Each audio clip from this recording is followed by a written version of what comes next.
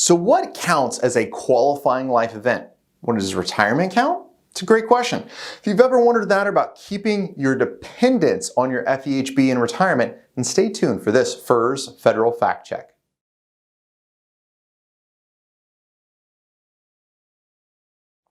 Welcome to this FERS Federal Fact Check. We have a great question from Mary, and Mary first starts off by saying that she loves the podcast. Well, Mary, thank you so much for those comments. Tammy and I have a great time putting those together, and we have a goal of getting a tremendous amount of great content out for federal employees. So help us out. Give us a share, give us a like, send that information out. That helps out a lot. We want to get more than just water cooler information. We want to get solid financial planning information to really transform federal employees' retirement and to really help them. You know what? You have a great set of benefits. Let's make sure you're getting all the benefits that you were supposed to get. So thank you for that comment. Mary's question today is about dependents, about qualifying life events, and it's such a solid question. Now, one of the things that Mary says is that she already understands what the rules are for her to keep health insurance into retirement. She has two rules to meet: be in it for 5 years prior to retirement and retire into the eligibility immediate pension, and she's gonna do that. But she has a spouse and a daughter, and it says, okay, they're covered under private insurance. So I would assume that her husband is employed and he has a good job and they have a lower premium health insurance, and so that's the reason they've opted for that. So what happens? Well, one of the things is we know you have two requirements as a federal employee you have to make to keep health insurance in retirement. Your spouse also has two requirements they have to meet, but they are different.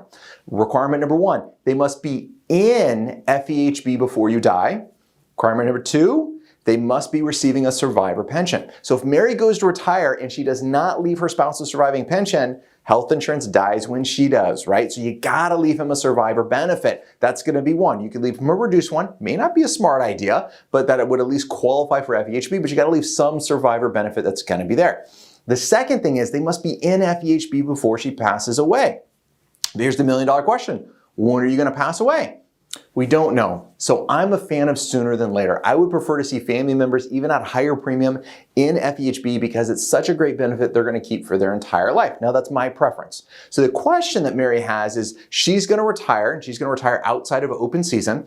And when she retires, is that a qualifying life event to add her spouse and her daughter on FEHB?